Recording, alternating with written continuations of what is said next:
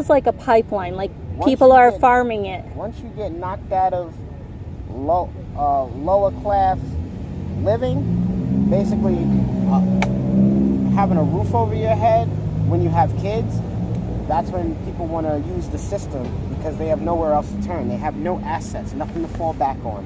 Most of us do not have a cushion, maybe a $2 cushion, a $500 cushion, a cushion as far as money for if anything happens. That's why a death in the family, no one can afford that, you know? So what I think the problem is everyone needs to be accountable for their own actions, and people need to be put where they're supposed to be.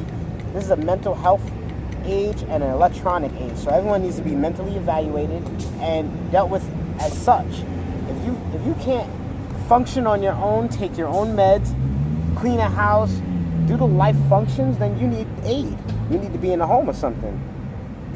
Do you think the mental health people actually make things worse because it keeps them in business?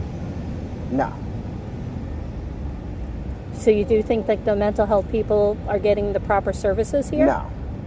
See, all right, let's talk about let's say a mental health patient gets arrested and they're not wearing a badge to let them know they're from a certain agency or whatever. To an officer, anyone with mental health and they don't know about it, you're just another combative person. Well, I'm not even talking about that. Usually when they're put into like a mental hospital, they just let them out. Right, that's what I'm saying. Well, the law only makes them keep you there upon your will for like 2 days. Other than that, that's here in this town, which I'm going to say, Waterbury. If you go down to Bridgeport, they'll lock you up for 30 days and you have to have a probate judge to release you. That's why I'm saying different places have different laws. So the law needs to be stricter then, as far as not per se homelessness, but addicts and with mental health.